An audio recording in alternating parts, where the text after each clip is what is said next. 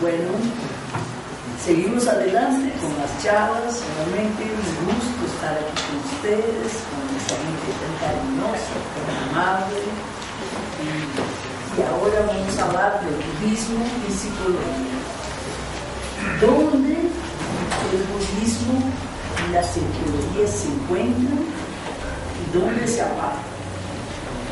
¿Qué es lo que tienen en común y qué es diferente de una cosa para otra? Bueno, primero vamos a hablar del budismo. Si uno piensa en ¿para qué existe la psicología?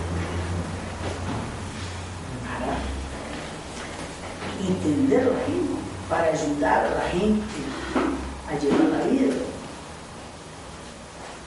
Y el budismo, al final, también es una psicología desarrollada hace muchos años por el Buda, que vivió 600 años antes de Cristo, una manera de vivir. La palabra Buda quiere decir despierto. Entonces, en el budismo no se dice que él es hijo de Dios, que él es mejor o más evolucionado que los demás. Dice simplemente que él se despertó y que nosotros aún estamos dormidos. Entonces, el Buda, cuando llegó a su estado de despertar, que se llama Nirvana, al principio se cayó y pensó, nadie va a entender. Pero después, cuando se dio cuenta que si por lo menos una persona fuera ayudada por lo que él tenía que decir, que valdría la pena. Y con esto, hace 2600 años, un montón de gente se viene inspirando en el budismo y nos muestra cómo despertar. A mí me gusta mucho de un libro teosófico que es netamente budista, que es La Voz del Silencio. La Voz del Silencio fue el último libro escrito por Blavatsky. Ella, en su entrenamiento en el Tíbet, pasó allá más de 7 años, estuvo en monasterios y aprendió de memoria mucha cosa de lo que estaba estudiando. Como su última contribución para el mundo, ella trajo un poco de lo que tenía en la cabeza, de estos escritos que aprendió en Tíbet. Ella trajo la lógica del budismo tibetano hacia el mundo.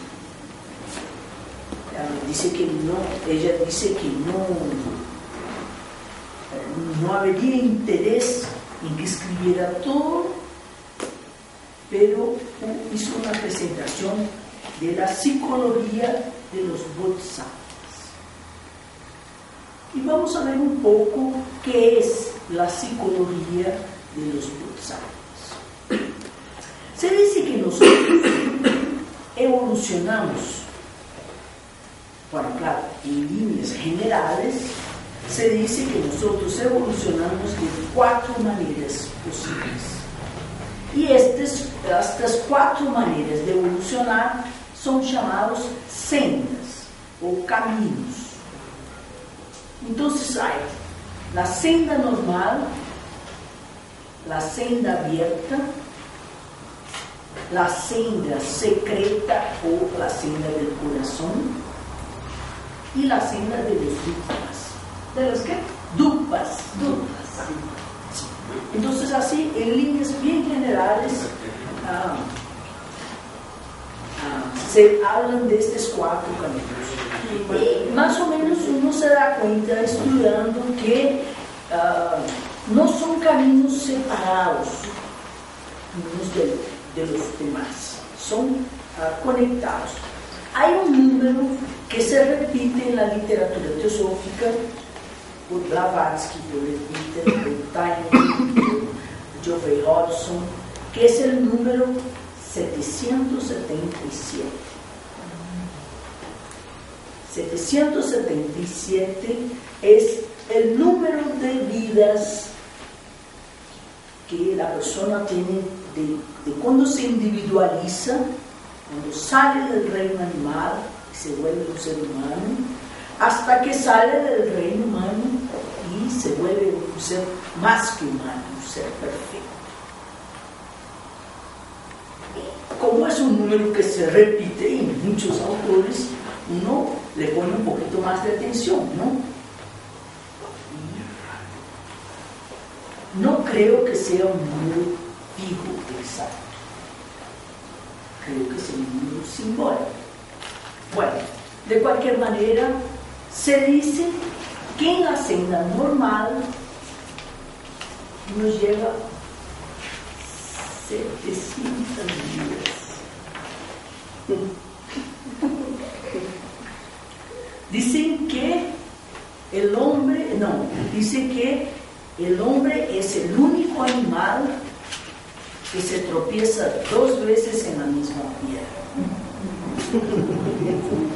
Nosotros nos tropezamos 700 veces en la misma piedra. ¿Y qué es esta senda normal? Es ahí.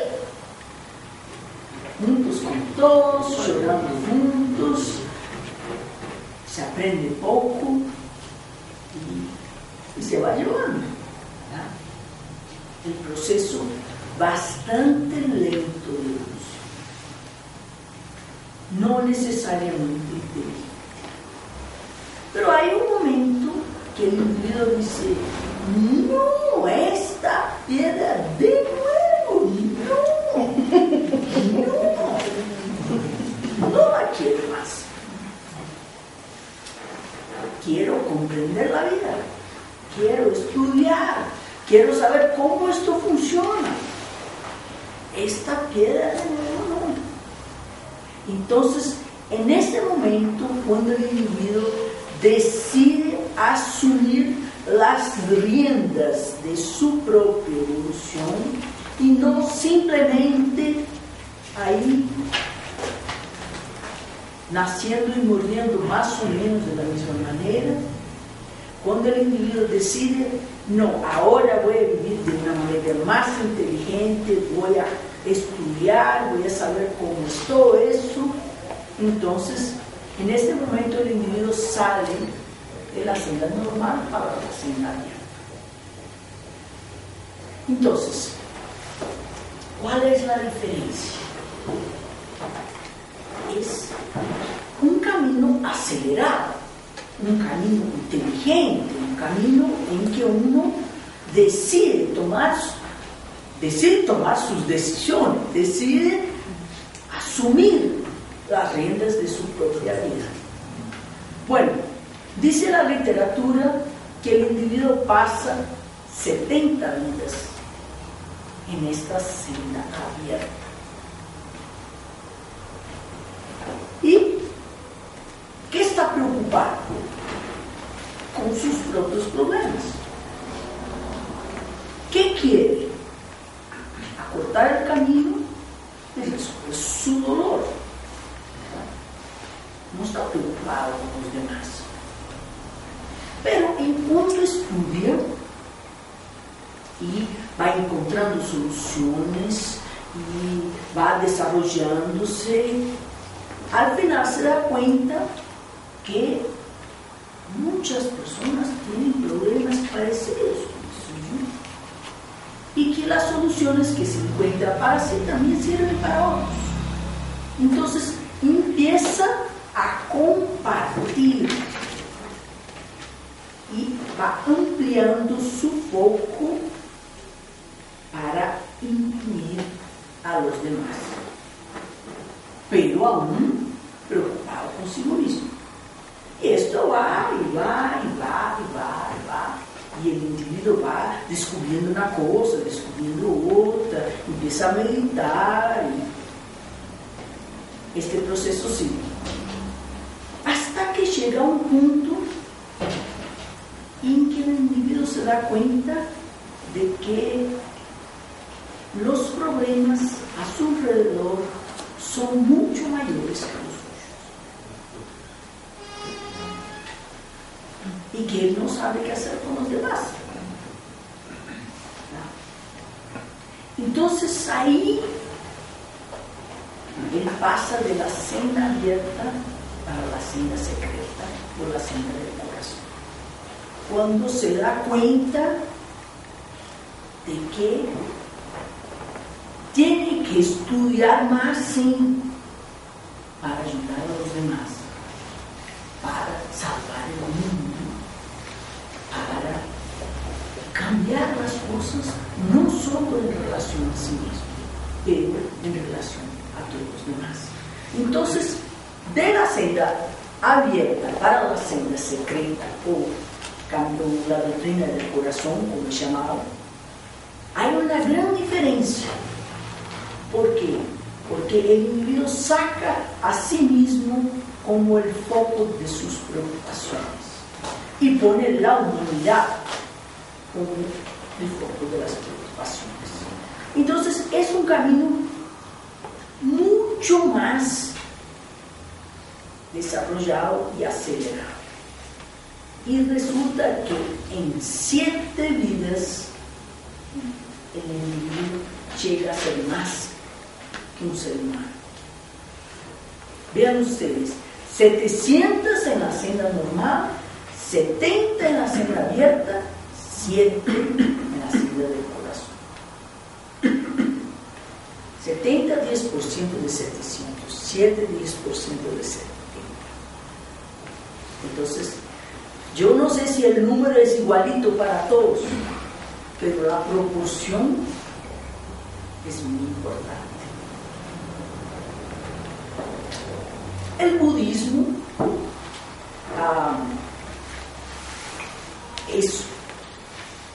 trata de llevar el individuo a darse cuenta de que primero necesita tomar las riendas de su propia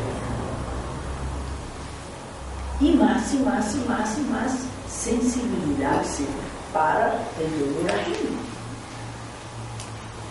Esta es la senda de los bodhisattvas. ¿Quiénes son los bodhisattvas? Son los individuos que ya llegaron a ser más que seres humanos y que renuncian a su posición de no necesitar más de encarnar, de no necesitar más de involucrarse con este mundo de sufrimientos. Renuncia a esto para ayudar a la humanidad. Es el colmo del altruismo. Renunciar a su propia felicidad para el bien de todos los demás. Entonces, uno va involucrándose en el estudio y al final se da cuenta que Blavatsky, al escribir La voz del silencio, tenía en cuenta bien esas cosas. ¿Por qué? Porque el primer capítulo se llama Fragmento 1, o sea que no quiere decir mucho, pero vamos estudiando, dándonos cuenta de que marca la transición entre la vida profana, la vida común, la senda normal y la senda abierta. Ya el segundo capítulo, que se llama Las dos sendas, está hablando del desarrollo espiritual para el bien de sí mismo, la senda abierta, o el desarrollo espiritual para el bien de todos los seres, la senda secreta. Entonces, las dos sendas siempre están tratando de esta dicotomía. Ya el tercer capítulo, que se llama los 7 portales, que trata de las paramitas de perfección, trata únicamente de la senda secreta. Entonces se ve claramente que Blavatsky tenía como intención la senda secreta, el camino de los bodhisattvas, la doctrina del corazón.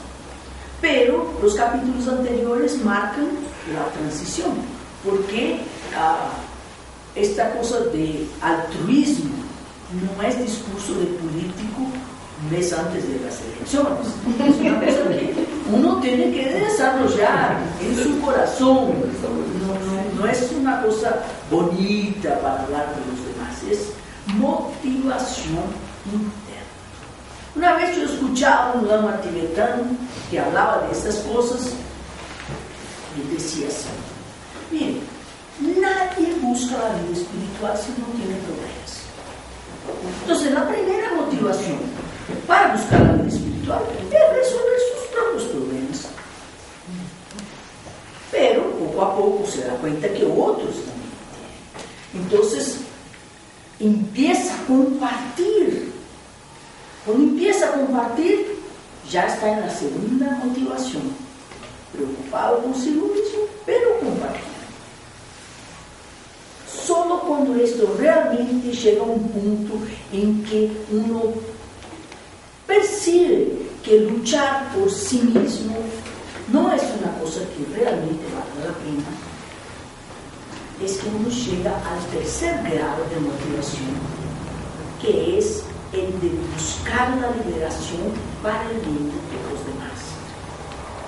Pero es una cosa que tiene que nacer aquí, tiene que gradualmente desarrollarse en nuestro corazón.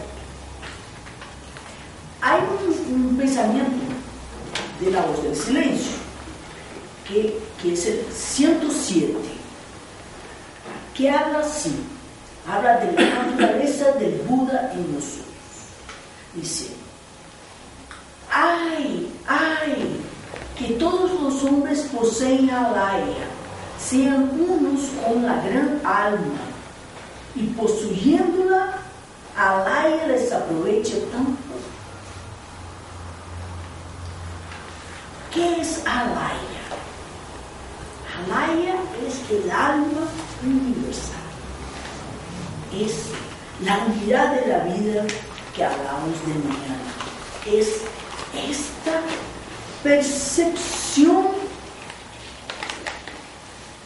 de todo como amor, de todo como felicidad, de todo junto, sin separación. Bueno, el glosario teosófico lo pone de una manera un poco más complicada. Dice: el alma universal o anima mundi, idéntico a la kasha en su sentido místico y a Mula Prakriti en su esencia como base y raíz que es de todas las cosas. Entonces es el origen de nuestra alma individual. Es la alma del mundo. Entonces, todos poseemos esta alma universal. Todos estamos juntos en la unidad de la vida. Pero mismo así, esto se nos aprovecha tan poco. ¿Por qué? Porque no nos damos cuenta. Entonces, aunque haya este tesoro adentro de nuestro corazón, si no nos percatamos, es como si no lo hubiera. Es como un tesoro que está enterrado, que está ahí, nadie sabe que está ahí, y pasamos como si no estuviera.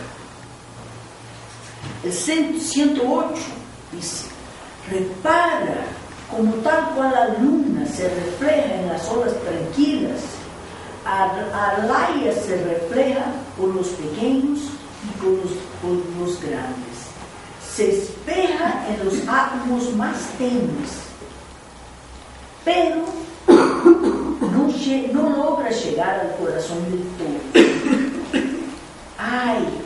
Que tan pocos sean los hombres que aprovechen del don, de la inapreciable dádiva de aprender la verdad, la exacta percepción de las cosas existentes, el conocimiento del no existir.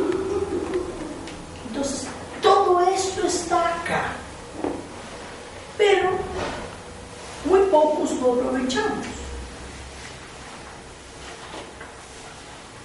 ¿Qué quiere decir esto en la práctica? Que nosotros sufrimos y el remedio está en nuestro corazón. La psicología lo sabe, nosotros sufrimos y trata de buscar el remedio, ¿verdad? El budismo no dice, está adentro, busca. Entonces el aforismo 110 dice, oh sabio, ¿qué haré yo para conseguir la perfección? Y el 111 contesta, busca las sendas, pero hola, sé limpio de corazón antes de empezar el viaje, antes de dar el primer paso, aprende a discernir el real del falso, el transitorio del permanente. Aprende sobre todo a separar la erudición de la cabeza de la sabiduría del alma, la doctrina del ojo de la doctrina del corazón. Bueno, hay un camino para llegar a esta felicidad que vive en nuestro corazón y en el corazón de todos los demás. Es la esencia de la vida, esta alaya, esta alma del mundo que nos anima a todos. Pero hay que preparar la tierra. Hay un trabajito que tenemos que hacer. ¿Por qué? Porque esta esencia es sutil. Y nuestras vidas no son tan sutiles. Cuanto más groseras nuestras vidas, menos somos capaces de escuchar, de sentir esta felicidad que está en nuestro corazón. Bueno, hay un camino que la voz del silencio lo pone con 3 pasos. Y es interesante que hay otras tradiciones que también ponen 3 pasos en el camino. Vamos a la alquimia. Alquimia nos habla del nigredo, del albedo, del rubedo. La masonería nos habla del aprendiz, del compañero y del maestro. Aquí la voz del silencio nos habla de la sala de las tristezas, de la sala del aprendizaje y de la sala de la sabiduría. Hay etapas. Y es muy interesante cuando uno ve las correlaciones. La sala de las tristezas está conectada con la prisión de los sentidos. Entonces, bueno, antes de hablar de cada una, voy a hablar del 22, que dice: 3 salas, oh cansado peregrino, conducen al final de los trabajos. 3 salas, oh vencedor de Mara, te llevarán a través de 3 estados al cuarto, y de allá a los 7 mundos, los mundos del eterno reposo. Entonces, hay etapas. La sala de las tristezas, que es la primera sala, está conectada con los sentidos. La sala de la instrucción, que es la segunda etapa, está conectada con las ilusiones. Uno piensa, bueno, los sentidos, las ilusiones, está todo conectado, ¿no? Pero hay una división. ¿Por qué? Porque los sentidos están conectados con la prisión del cuerpo en sí. Las ilusiones es mental. ¿Es que? Mental.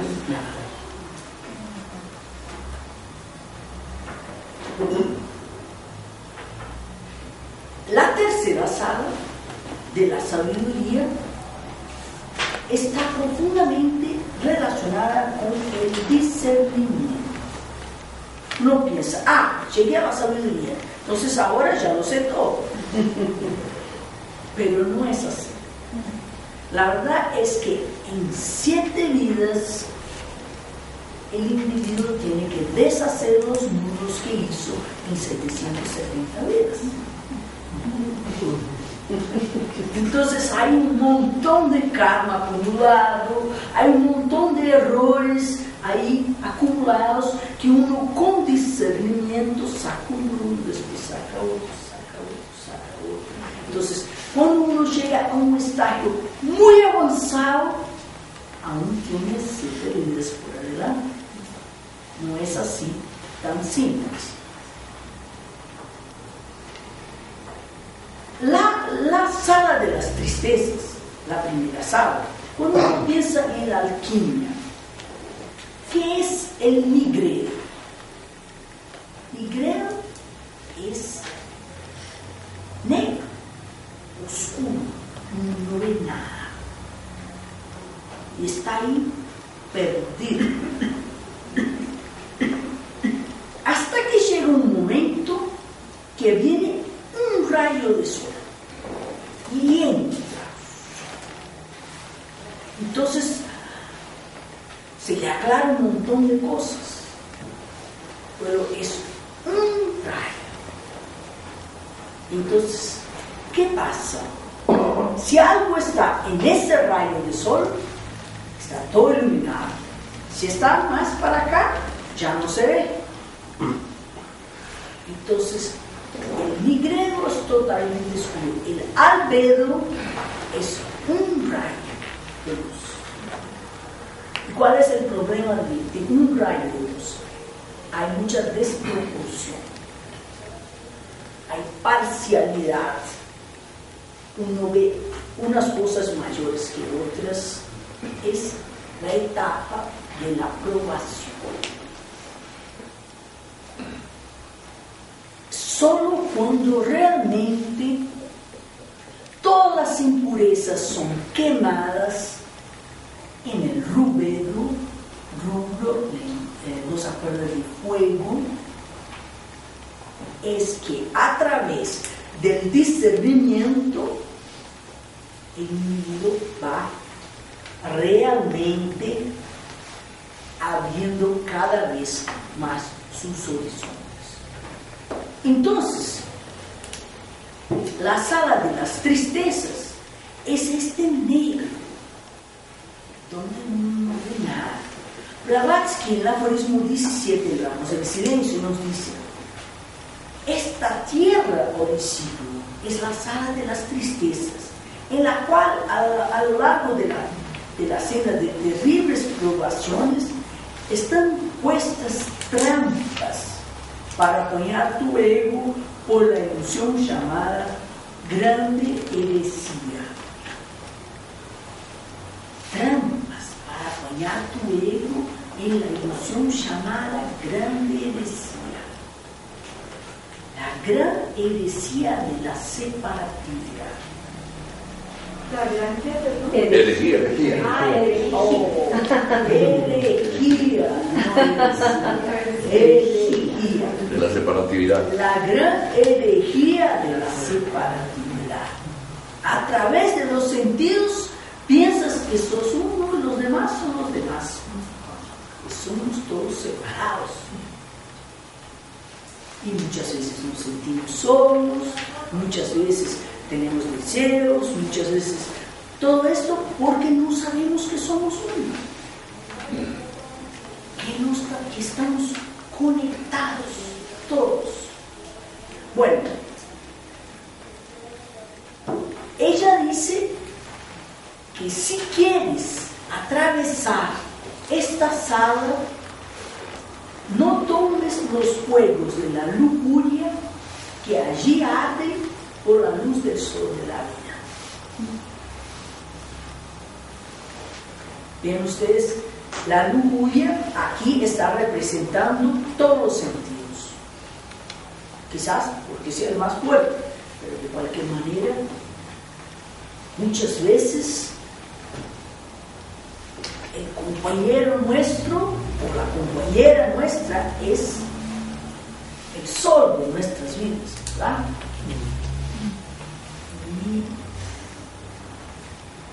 Pero es un sol, el sol de la lujuria es como una candela comparada con la luz del sol de la vida.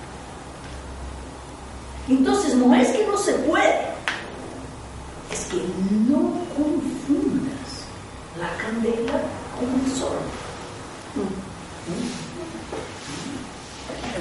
No te centres solo en la relación de pareja, olvidándose de todo lo demás. Entonces vamos a leer de nuevo. Si quieres atravesar seguro la primera sala, no tomes los fuegos de la lujuria que allí arden por la luz del sol de la vida. No confunda una cosa con otra. No deje que tus sentidos te atrapen, de manera que no te des cuenta de cómo es la vida. Bueno, pero el desafío de la segunda sala es diferente. Es un desafío mental.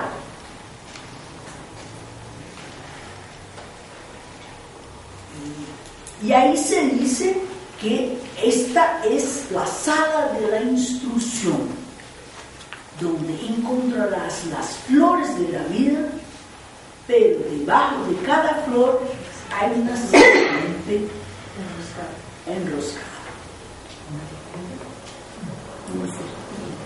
¿Por qué? Porque haciendo la comparación con el rayo del albedo, el rayo del sol en la sala oscura,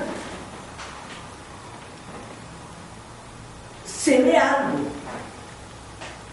pero fuera de proporción, y uno ve algo y ya se cree que lo sabe todo, ¿verdad?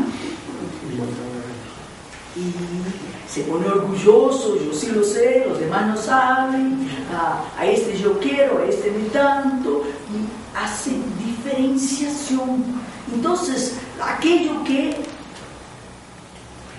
genuinamente es una luz, si no está ampliada, al final causa desproporción. Entonces, Blavatsky nos habla en el aforismo 29 que si quieres atravesar seguro esta sala, no te detengas a aspirar el aroma de sus narcóticas flores. Entonces es una cosa que uno se queda un poco confundido. Si quieres liberarte de las telas kármicas, no busques tu gurú en estas regiones mayávicas. Maya, ilusión. Entonces hay que buscar la sala de la sabiduría. El aforismo 30 nos dice que los sabios no se detienen en las religiones de deleite de los sentidos. Los sabios no escuchan las voces melífluas de la ilusión, las voces dulces de la ilusión. Pero hay que buscar aquel que te dará nacimiento en la sala que está más allá, donde se desconocen todas las sombras, donde la luz de la verdad brilla con toda verdad. Bueno, ahí hay una cosa que yo lo he dicho antes. La cena normal 700 vidas, mucho sufrimiento, poca inteligencia. La senda abierta, inteligencia, pero centrado en uno mismo. Y esto va cambiando poco a poco. La senda secreta o del corazón, uno saca a sí mismo del foco de sus intereses y pone la unidad. ¿Qué pasa cuando uno despierta el interés por ayudar a los demás? Uno despierta la atención de los seres que ya pasaron por esta etapa, de los maestros de sabiduría. Y estos maestros de sabiduría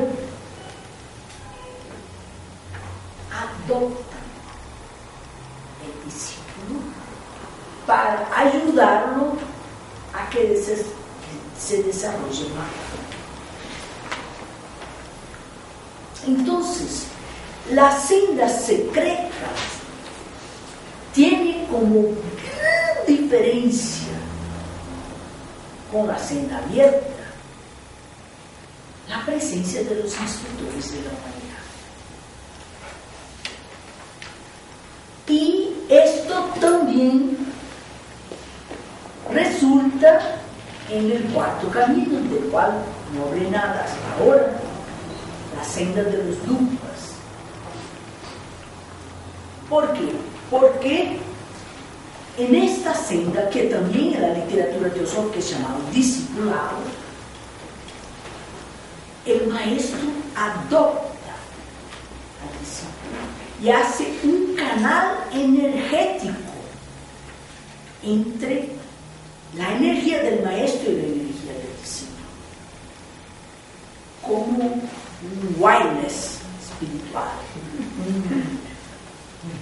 espiritualidad inalámbrica, una conexión inalámbrica, entre el maestro y el discípulo. Y el discípulo recibe una energía que él no sería capaz de generar por sí mismo. Y claro, si el discípulo ya fuera perfecto, no necesitaría maestro, ¿verdad?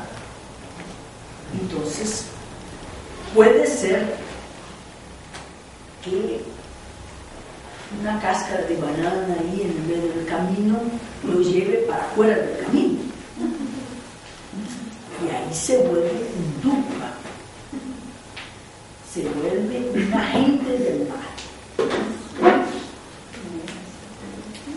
Entonces el agente, el Dukpa, es alguien que ya fue muy lejos, pero de alguna manera se equivocó, y generalmente el karma le da duro, y rápidamente se vuelve para el camino de la senda secreta.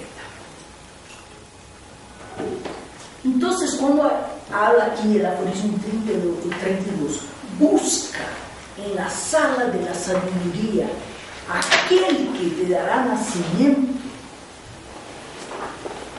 está hablando de esta conexión con los maestros de sabiduría. Bueno, ustedes pueden decir, buscar la naturaleza de Buda en nuestro corazón, desarrollar todo nuestro potencial divino. Ustedes pueden decir, pero no es esto lo que estamos haciendo. ¿Por qué no lo encontramos?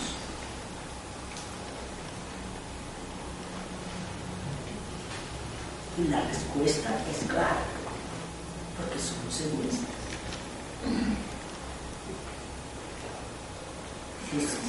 La clave es el altruismo.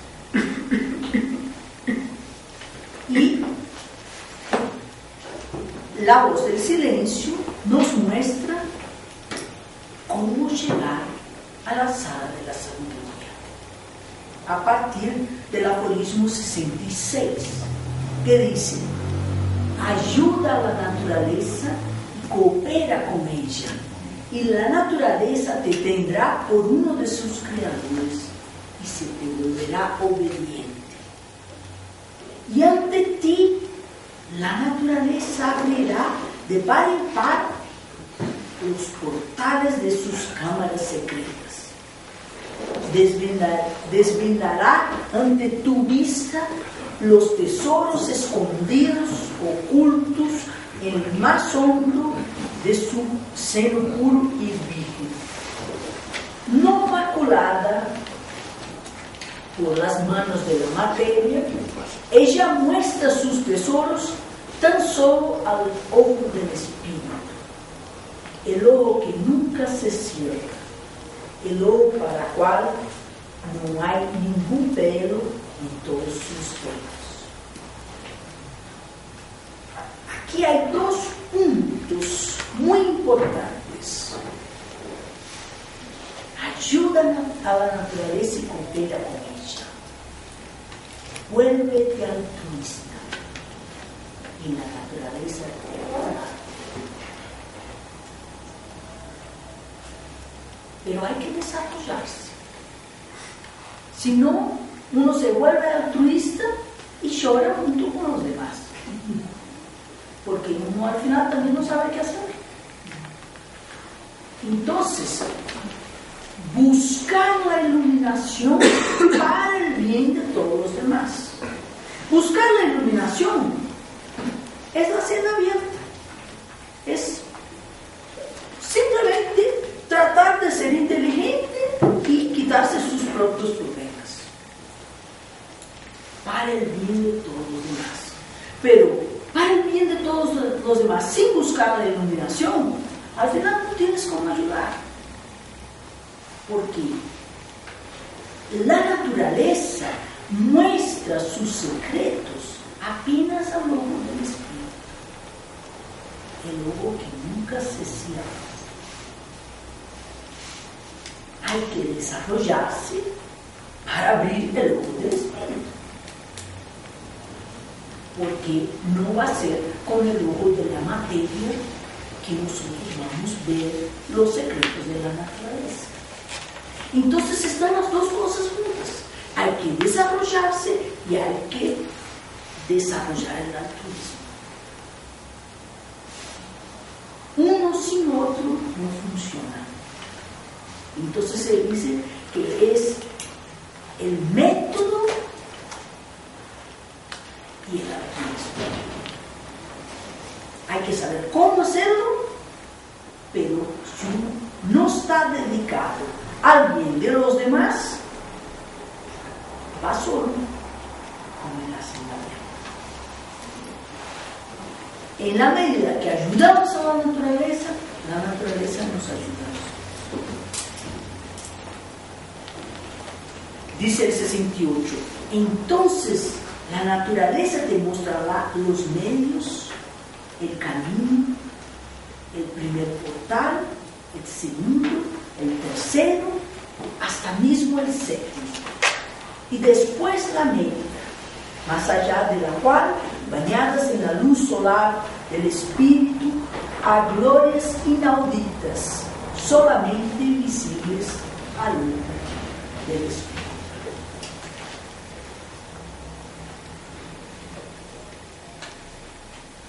Y la psicología. ¿Cuál es la diferencia entre el budismo y la psicología? ¿Qué tienen en común? Tanto el budismo como la psicología están procurando ayudarnos a resolver nuestros problemas, nuestros dolores. Pero aquí se dice que la verdadera solución es para todos, no solo para uno. Y la psicología muchas veces entra en procesos de autoafirmación. No, yo tengo esto, no, yo tengo derecho, yo soy esto, yo soy aquello. Esa es la gran diferencia. que como egoísmo uno solo va hasta cierto punto. Como altruismo uno al final recibe la cooperación de muchos otros seres, que no solamente la energía de uno. Entonces hay muchos pasajes que hablan del altruismo. No puedes hollar o percorrer la senda en cuanto no te vuelves la propia senda. Que tu alma escuche todo grito de dolor, tal como el lotus que abre su corazón para recibir el sol de la mañana. No dejes el feroz sol, el sol fuerte, secar una única lágrima de dolor, antes de haberes tú mismo secado del ojo de quien sufre. Pero que cada lágrima ardiente se quede ahí y ahí permanezca, pero tampoco la seques en cuanto no fuera retirada la causa del dolor. Los maestros de sabiduría trabajan en las causas, no en los efectos. Los efectos son consecuencias de karma pasado, pero ahora estamos plantando y son en las causas que tenemos que trabajar. Entonces, mucho se puede decir más, pero uno puede pensar, bueno, ¿cómo voy a cuidar de los demás? Ya no sé cuidar ni mismo de mí mismo, ¿verdad? Los Mahatmas en las cartas nos muestran que al trabajar para su próximo inegoísticamente y con sacrificio personal, uno trabaja de la mejor manera posible para sí mismo. ¿Por qué? Porque los problemas de los demás no son diferentes de los propios. Si uno está trabajando por los demás, está trabajando por uno mismo también. Bueno, entonces uno cierra sus sentidos a la gran herejía de la separatividad. Nos dice, no dejes que el nacido del cielo se desprenda del Padre Universal. No dejes que esta conexión, llamada en la literatura teosófica de Antakarana, se cierre.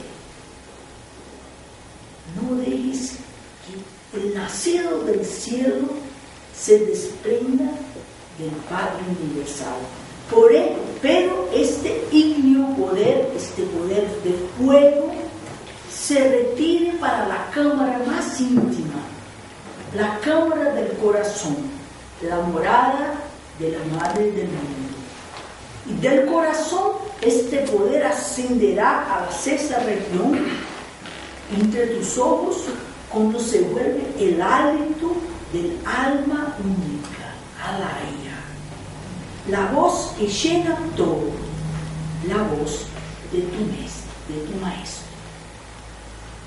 Solo entonces te van a volver un caminante del cielo que pisa las aguas, pisa los vientos cerquita de las alas, pero su paso no toca. Es como la descripción de Moisés que caminó arriba del mar. Ese es el caminante del cielo. Bueno, ustedes pueden pensar, qué difícil, ¿no?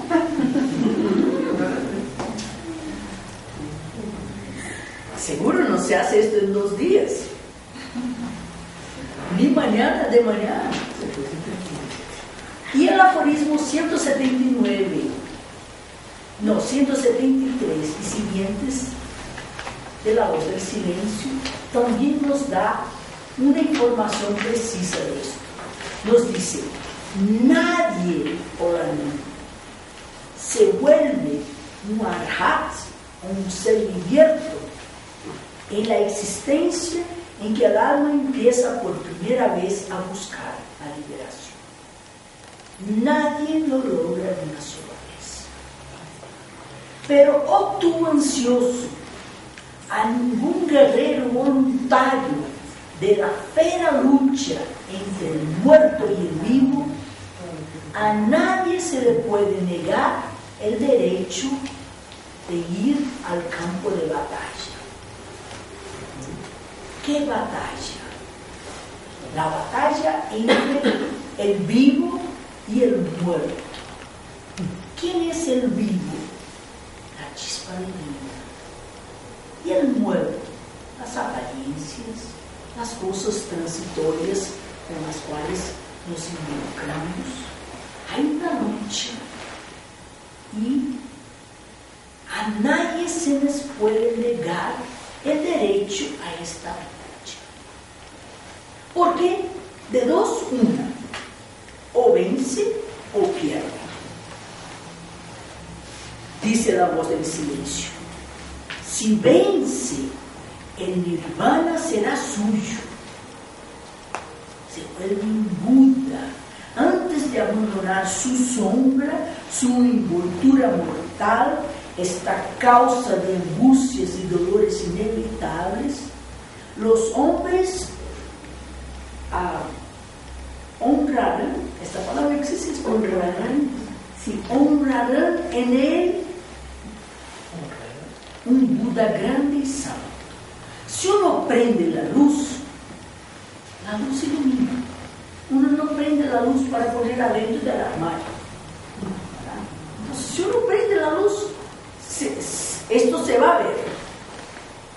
Entonces, si vence, tendrá el honor de la gente de los que se dan cuenta de que la luz se prendió. Y si falla, y si pierde, aquí nos dice: y si cae, mismo así, mismo de esta manera, no cayó en vano. Los enemigos que mató en la última batalla no volverán en la próxima vida que le tocará. Lo que quiere decir que lo que se aprendió, se aprendió. Y por eso las personas nacen tan diferentes unas de las otras. Porque algunas lecciones se aprendieron, otras no. Muchas veces miramos a otra persona y decimos: ¿cómo está involucrado en una cosa tan tonta? Claro, porque esa lección yo ya aprendí. Pero otras que él ya aprendió, ya no aprendieron. Y no voy a luchar con las que ya sé, porque estos enemigos no se vuelven. Solo voy a luchar con las que no sé.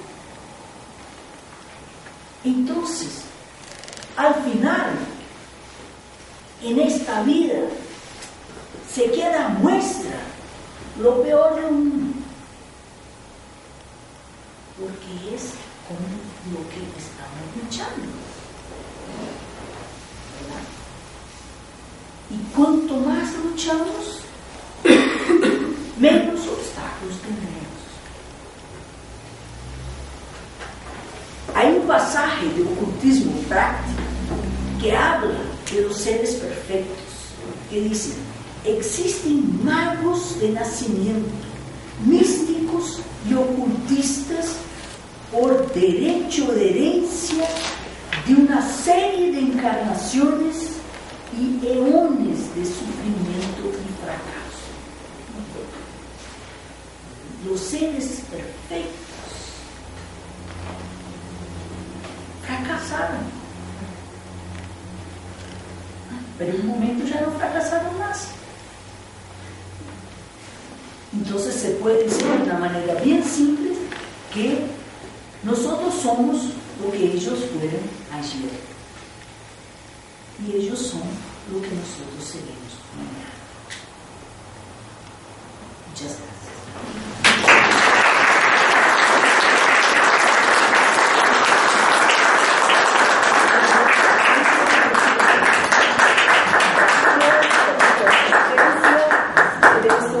Una conferencia más. Vamos a hacer un pequeño espacio para preguntas y para comentarios. Les ruego el favor a la persona que tome la palabra a ser muy breve y permitir que sea una vez tomada la palabra y que los demás también. Por favor, Fernando. Gracias. Gracias, hermana, por esta charla tan esclarecedora y tan recordatoria de las verdades eternas. Se nos ha enseñado que la misión del señor Buda, que él sí mismo se propuso también, fue descubrir la causa del dolor y el sufrimiento humano y la manera de vencerlo, ¿cierto?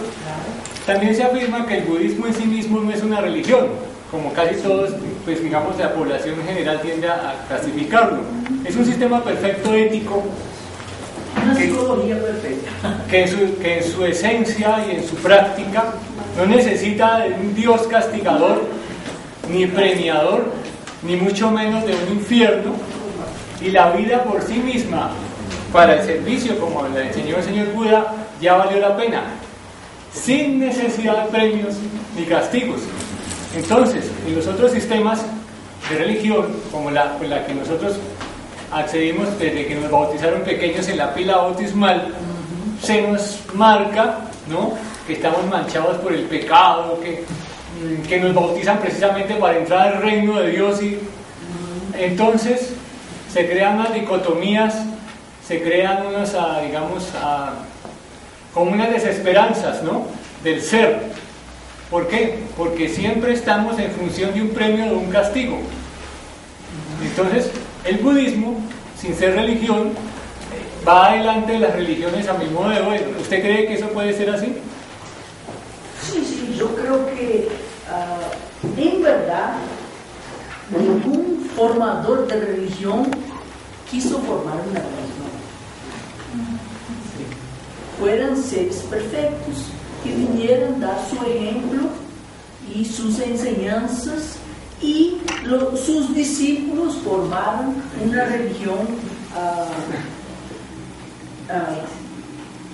a partir de las enseñanzas, ¿no?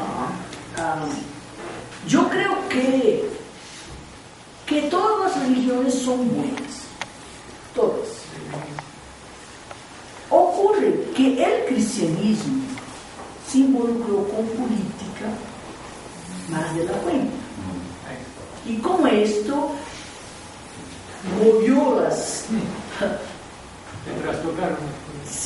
movió algunas cosas de manera a tener un control social mayor.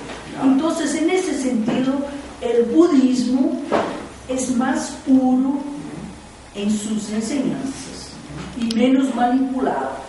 Pero el cristianismo también tiene mucha cosa buena, y principalmente ahora que nosotros encontramos escritos antiguos que nadie puso la mano, como los manuscritos de Nag Hammadi, o mismo como los manuscritos del Mar Muerto. Hay enseñanzas del cristianismo antiguo, también de las religiones ortodoxas de Grecia, de Rusia, de Bulgaria. Sí. Entonces, hay todo un cristianismo nuevo que está mostrando que está más cerca de las enseñanzas del Maestro Jesús que este cristianismo, vamos a decirlo así, traveseado, que muchas veces encontramos. Entonces, yo particularmente soy budista, pero reconozco que hay mucha cosa buena en el cristianismo. hay que buscarlo. Hay que buscarlo y no hay que estar preso a la forma. Hay que buscar la intención del maestro en sus enseñanzas. Muchas gracias. Gracias. Por favor, ustedes nombraban un verso de la voz del silencio, en que decía que los enemigos que han sido matados en la batalla no aparecerán en la próxima batalla. Sí. O sea que la voz del silencio apoya la guerra. Enemigos interiores, la envidia, la pereza, los pecados capitales. Sí, los pecados capitales, las debilidades de uno, que uno empezó la lucha y no venció. Los apegos, todas esas cosas son la lucha más que todo interior. Como el Bhagavad Gita, que es una lucha entre los gurús y los pandavas, y no es una lucha afuera, es una lucha de la naturaleza animal con la naturaleza espiritual. Bueno, por favor. Gracias por tu conferencia tan hermosa. Te iba a hacer una pregunta porque tengo una duda. Tengo una duda. Se dice en un libro que tengo de budismo que se llama Compasión Universal, se enseña que, digamos, que para obtener lo que se llama la bodhicitta última, o sea, el estado búdico de conciencia, primero hay que practicar con lo que se llama la bodhicitta convencional. O sea, en pocas palabras, uno tiene que repetirse la importancia, digamos, de pensar en el prójimo. Pero entonces, cuando esto proviene, digamos, como una información externa, alguien le enseñó a uno, le dijo, usted tiene que aprender a pensar más en su prójimo y menos en sí mismo. Entonces, es como, haz de cuenta, es algo inyectado desde fuera. Entonces, todavía no hay suficiente autenticidad, es el asunto. Entonces, de todas maneras, yo sí siento que, digamos, que sí, para poder, digamos, desarrollar la bodhicitta última, pues hay que haberle trabajado a la condicional, obviamente. Claro. Pero entonces me queda la duda hasta qué punto actúa, digamos, toda esta psicología cuando la persona, digamos, como, fíjate, por ejemplo, que el cristianismo se enseñó, digamos, sobre el amor y se ha abierto muy abiertamente sobre el asunto. Y incluso yo digo que Jesucristo lo puso como mandamiento, porque si lo hubiera hecho como una sugerencia, nadie le hubiera puesto cuidado. Siendo un mandamiento, aún así nadie le puso suficiente cuidado también. Entonces, digo yo que digamos, hasta qué punto realmente puede venir a ayudar, digamos, desde afuera. O sea, la conciencia, digamos, de la necesidad del dolor y el sufrimiento del prójimo, cuando realmente no se ha visto, digamos, todavía en el interior, digamos, la luz búdica. Mira, toda enseñanza espiritual uno tiene que tomar como hipótesis de trabajo.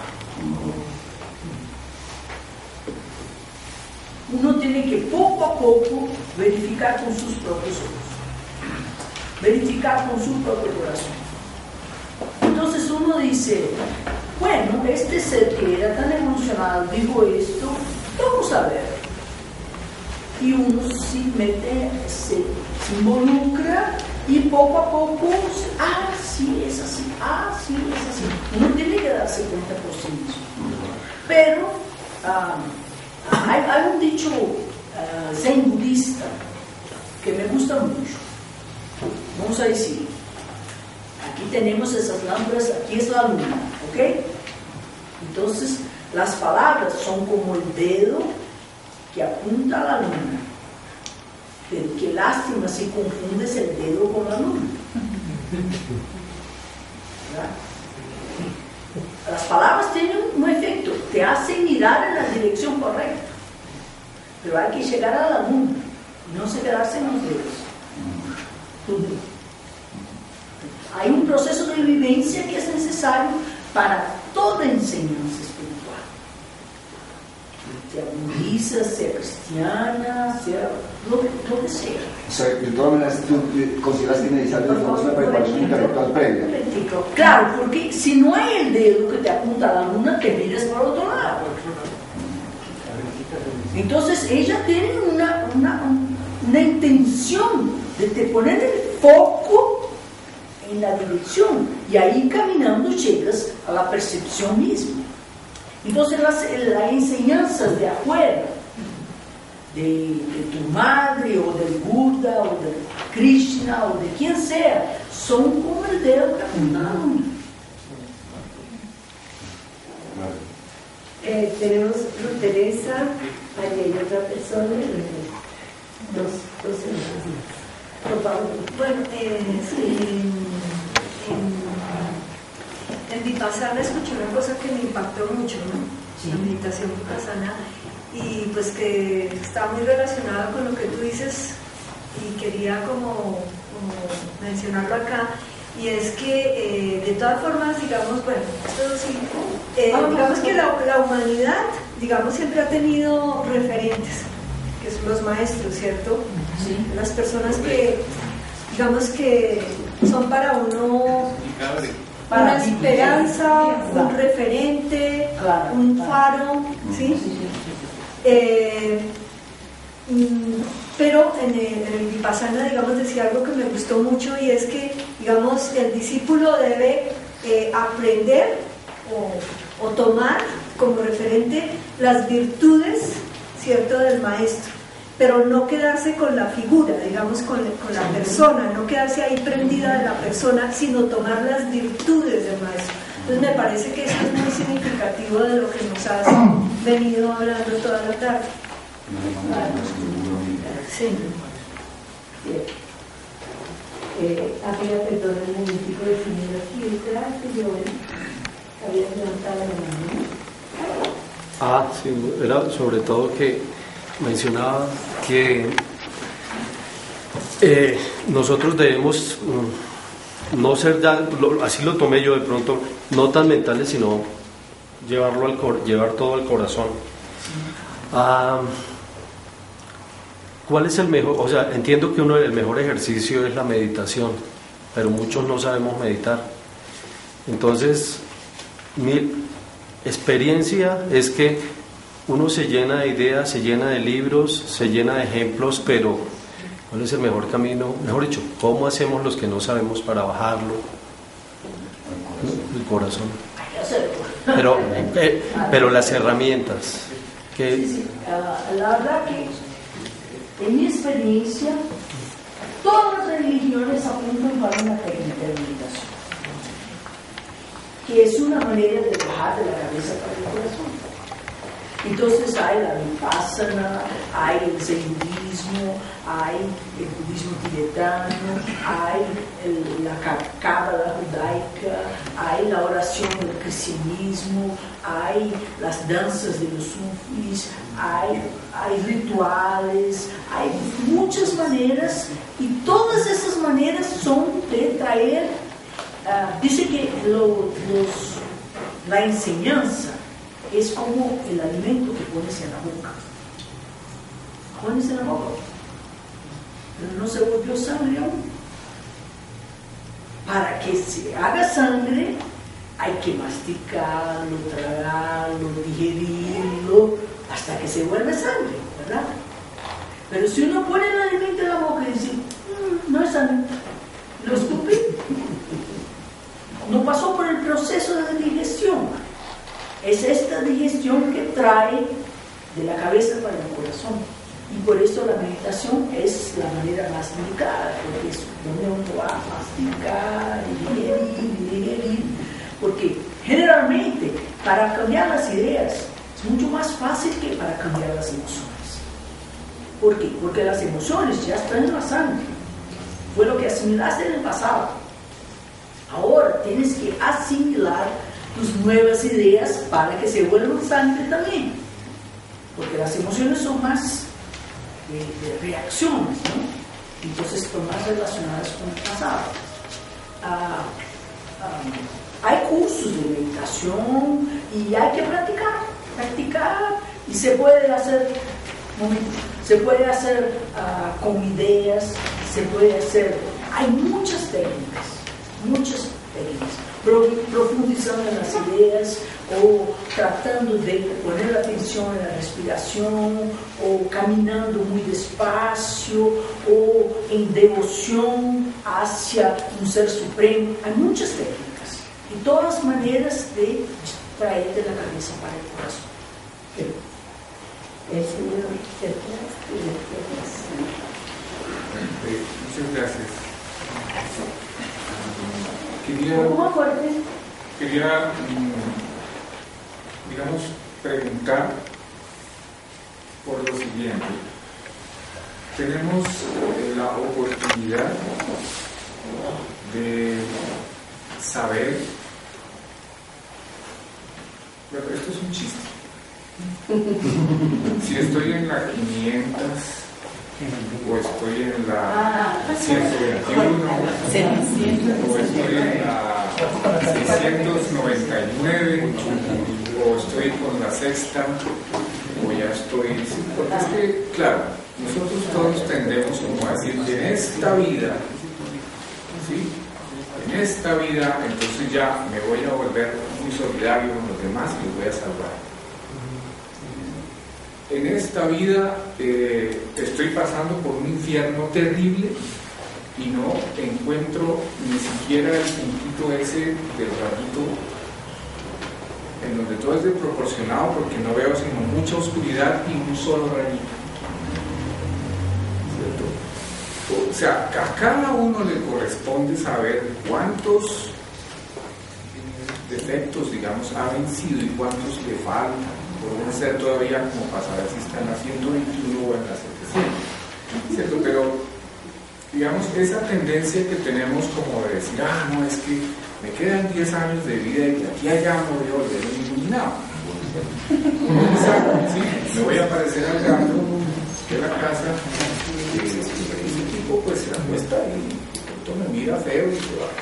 No importa, pues sí, y es como está libre de todo, está por fuera de todo, no importa nada ya, ¿sí? Y me enseña, sin embargo. Pero bueno, digamos eso, yo aprendo de los maestros, yo sé que hay unos que vinieron a ayudarnos en ese camino y entonces tomamos sus enseñanzas. Digamos, ¿hay alguna enseñanza dentro de Blavatsky?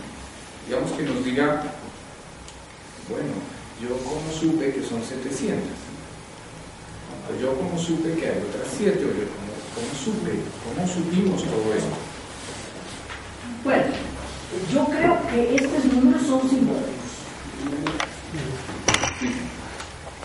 Por lo general, creo que los teósofos estamos todos en la sinodalidad. La segunda. Estamos todos buscando vivir inteligentemente y no tropezar en la misma piedra. Salvarse a sí mismo, mejor dicho. Ya pasamos por las Y ahí estamos empezando a compartir, ¿no? Entonces nos muestra que este camino es un camino de cada vez más ampliar nuestros horizontes e incluir a los demás. Entonces,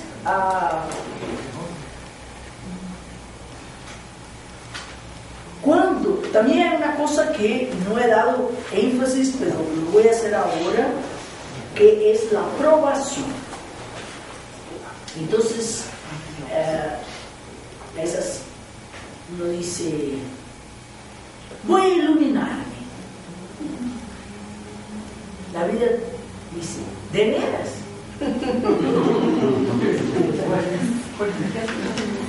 Y esto en todo nivel. Uno dice, voy a una sociedad teosófica. Alguien dice, ¿de veras? Ahí surge una cosa y una llamada telefónica y no sé qué, y no sé qué, y no sé qué. Y muchas veces uno se pierde en el camino, ¿verdad? Entonces, para todo uno dice, voy, la vida pregunta, sí, entonces vamos.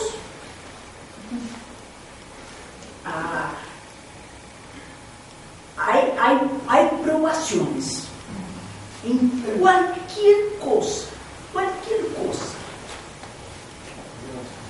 Uno dice, voy a adelgazar. La vida pregunta, sí. A ver, cualquier cosa que te metas. Con la iluminación no es diferente. Entonces uno hay que estar preparado para decir, voy, vamos. Pero no mañana quizás, porque es un camino que tenemos que vencer la mentalidad familiar, la mentalidad colectiva de la gente que dice que tiene que buscar lo mejor para sí mismo, conforto y todo más o menos acomodado, seguranza, tranquilidad, pero en la próxima voy a hablar más de eso. La que sigue. Bueno, creo que quedan dos personas más que quieren hablar. Primero que todo, Rodrigo, por favor. Yo quería hablarle algo a lo que decía el compañero en cuanto a la meditación, porque tenemos la tendencia de que meditación existe en Oriente y no en la iglesia, en la cristiana. Que se habla, hay un pasaje que usted lo habla mucho, que es del curso ¿cuál es? Que usted lo habla. Sí, el peregrino es el que habla de que se retire a un lugar que no esté acompañado con sus mejores amigos, que esté solo. No, eso es de la carta de Mahatma. Me gustaría que tocaras ese punto ahí, porque gracias. No existe solo una línea. Hay un pasaje de las cartas de los Mahatmas específicamente para Laura Howard. Eso sería toda otra charla, pero voy a tratar de sintetizar. Es un pasaje. ¿Quién fue Laura Howard? Laura Howard fue una americana que leyó el libro de Sinnett. Sinnett era un hombre muy famoso, un periodista muy conocido mundialmente, y cuando él escribió un libro, este libro tuvo más impacto que los libros de Blavatsky, porque Blavatsky era una rusa excéntrica. Hoy todos conocían a Blavatsky, no conocían a Sinnett, pero no era el mismo en la época. En la época Sinnett era conocido. Ella leyó el libro de Sinnett y dice, voy a encontrar estas personas, y se cambió para Inglaterra. Y dicen los Mahatmas que ella en 3 meses hizo más que los mejores miembros en 5 años. Entonces ella trató de dedicarse mucho, pero era una persona muy cabeza dura, ¿no? Una persona así, con una voluntad de ir. No solo esto, era una persona obstinada también, una persona con ideas muy fijas. Y después, al final, se peleó con Blavatsky. Bueno, al final tuvo una carrera teosófica relevante. Se dedicó mucho y después se fue. Así solo para contextualizar. Pero durante un tiempo trabajó mucho. Y como Blavatsky estaba ahí en Inglaterra en esta época, y Blavatsky tenía una conexión directa con ellos, ella pudo recibir algunas cartas.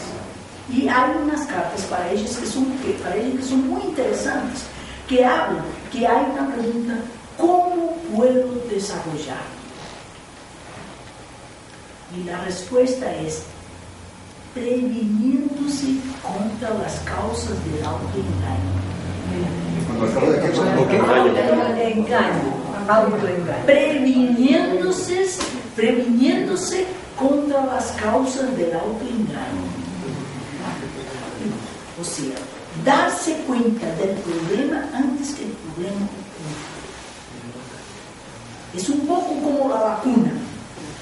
Uno pone un virus ahí casi muerto para que se desarrollen los glóbulos blancos para cuando venga el virus bueno, uno ya tiene las defensas, ¿verdad? Entonces ese es prevenir, prevención. Y él le dice que es prevenirse contra las causas del autoengaño lo puede hacer sola, escribiendo, leyendo, estudiando, preparándose las tareas del día, totalmente sola, y poco a poco va a percibir que su visión se va a clarear y que las dudas son cambiadas por certezas. Bueno, yo tengo el pasaje, agarro un librito y te muestro el pasaje entero, es muy bueno, y habla de este proceso de uno meterse y tratar de descubrir lo que aún no pasó, tratar de... Muchas veces los sueños también tienen esa función. Los sueños te muestran, estás yendo por acá, vas a llegar allá. ¿Quieres llegar allá? Siga. ¿No quieres? Cambiamos. Date la vuelta antes, porque eso es prevención de las causas del auto-engaño. Entonces te avisa, ya, es así. ¿Es eso lo que quieres? Entonces, poco a poco uno va buscando su método de meditación, de introspección y abriendo los ojos y las antenas. Bueno, vamos a hacer dos, primero que todo, el apóstol, luego en nuestra Teresa, terminamos las preguntas. Perdón, Teresa, vamos a ver a apóstol y después a José.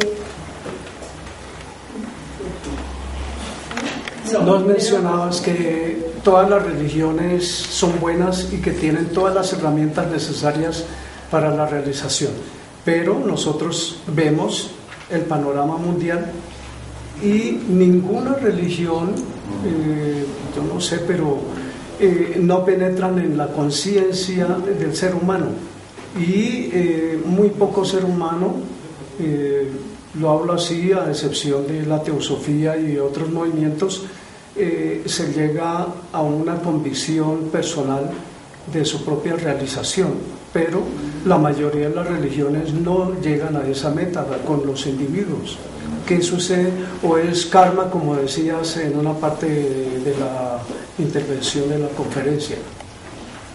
Yo creo que usaste una palabra muy buena, herramientas. A mí me gusta mucho la idea, especialmente en relación a la teosofía, que estamos con el cuchillo con el queso. Pero hay que cortarlo, nadie va a hacer por nosotros. Hay que hacerlo. Las religiones nos muestran las herramientas, pero no van a hacer por nosotros. Uno tiene, son indicaciones, uno tiene que hacer su trabajo. Yo creo que en el caso del cristianismo, especialmente que se involucró con política, hubo distorsiones mayores. Pero esto no quita el hecho que si profundizas, ahí hay mucha inspiración, pero hay que hacerlo.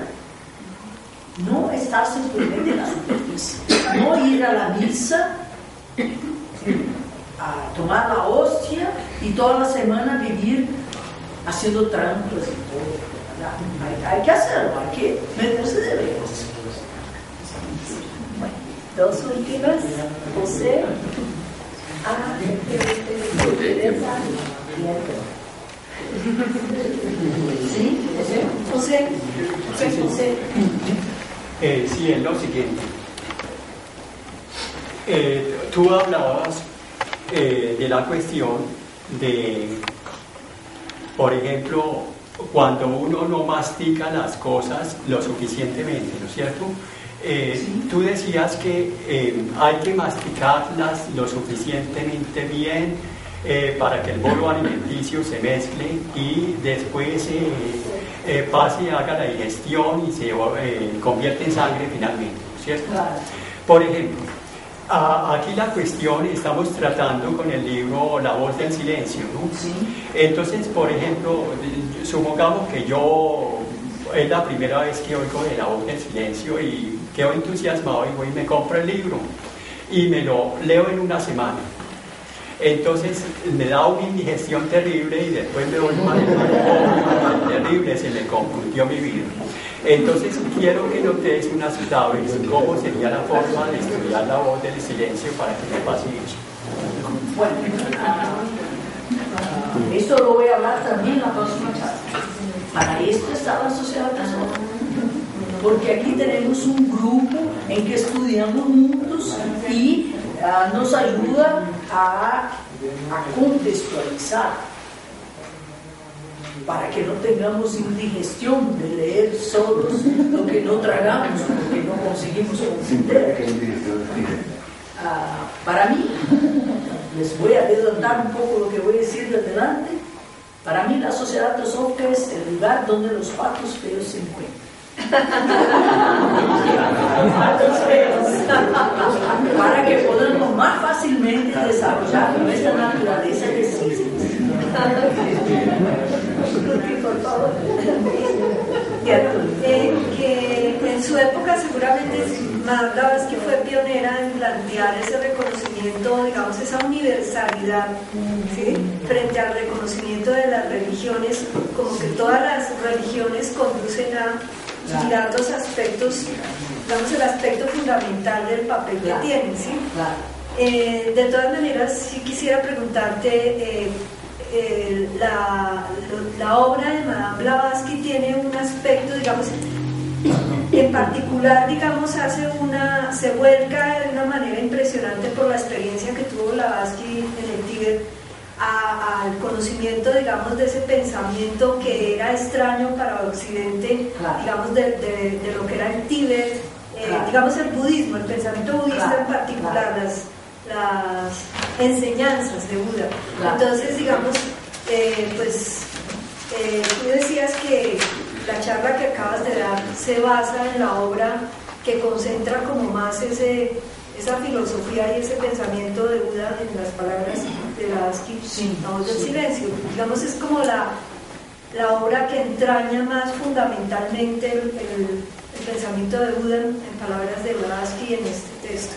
No, yo no diría que las palabras de Buda, más la lógica del altruismo. ¿La lógica del altruismo? Sí, por eso el ideal del bodhisattva. Hay muchos libros de budismo buenísimos, pero que no necesariamente dan la debida énfasis al altruismo. Y ella va mostrando paso a paso cómo aquello que parece una cosa muy difícil y muy sufrida, al final es el mejor camino. Por favor, resulta que en el año 52, empezando a estudiar medicina, se me ocurrió también en la universidad donde estudié, que era la Nacional, había posibilidad de estudiar psicología. ¿Sí? Yo fui muy esperanzado de la psicología.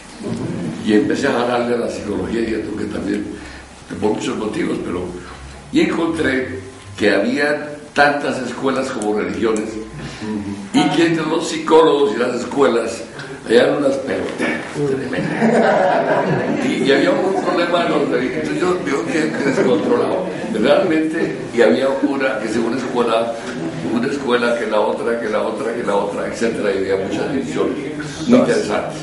Además, los psicólogos y las psicólogas del momento se consideraban los únicos doctores. Todas eran, pues, especialmente a las mujeres, empezando por una hermana mía, que decíamos la doctora, creía que era, bueno, y se ha pasado por fortuna. A medida que ha habido la universalidad y el sentido de unidad, se han roto esas guerras intestinas entre los profesionales de la psicología formal, de tipo occidental. Ya ha aparecido últimamente una forma de psicología transpersonal, más holística y más cambiante. Entonces, cuando hablan de la psicología, pues que Yo diría cuál psicología, si hay muchas psicologías, muchas escuelas, etc. Pero cada vez ha habido una actitud un poco más universalista, holística e integradora en el mundo psicológico. Y quería pues que eso es una cosa bien interesante, y eso de psicología transpersonal se acerca cada vez más a lo que tú planteabas del budismo. En ese sentido es muy interesante ver que hay un puente psicológico entre la vida común y la vida espiritual que muchas veces la psicología logra hacer. En ese sentido me gusta mucho Carl Gustav Jung. Él hablaba para psicólogos, él hablaba para la academia, él no se iba lejos con misticismo ni nada, pero analizaba psicológicamente los efectos de la espiritualidad. Y con esto hizo un puente muy interesante. Y los transpersonales, prácticamente todos tienen Jung como su padre. Y muchos fueron más allá que Jung. Pero hay un puente. Y también, ahí ya voy a hablar más de lo personal. Uno tiene que involucrarse, uno tiene que resolver sus problemas psicológicos. Porque sus problemas psicológicos son los que le alejan de la verdadera espiritualidad. Entonces, el camino de la psicología y el camino de la espiritualidad, ellos deben caminar juntos. Desde que la psicología no lo vuelva a uno cada vez más egoísta. Porque si lo hace, al final, para la espiritualidad, no es de casi ninguna servidumbre. Bueno, hemos terminado este diálogo tan agradable, tan interesante. Quiero resaltar algo, que esta mañana repartimos unos papelitos anunciando varias cosas, entre otras la orden teosófica de servicio, que también se anuncia en el video promocional de la Sociedad Teosófica. Y precisamente una persona muy, digamos, que no ha hablado, casi para nada ha tomado la palabra, es una gran psicóloga, que está por allá detrás escondida, es la que está dirigiendo la orden teosófica de servicio. Me gustaría mucho que todos ustedes piensen la posibilidad de pertenecer a esa orden, porque es sirviendo que vamos desarrollando esa capacidad de ser altruistas. Servir teosóficamente no es sencillamente como lo hacen algunas señoras que se reúnen semanalmente a jugar cartas y comen un poco de platica y se la regalan a unos niños pobres. Teosóficamente el servicio nos va conduciendo a un servicio mayor. Entonces la Sociedad Teosófica tiene esta orden del servicio que fue fundada nada menos que por Anilesa. Así que los invitamos a todos a que lean detenidamente esa hojita de la orden del servicio y que si tienen interés se acerquen para participar con nosotros en muchas actividades de servicio altruista, teosóficamente hablando. Y ahora sí, vamos a tomarnos un refrigerio para luego la segunda conferencia. Podemos descansar un poquito las piernas y seguir.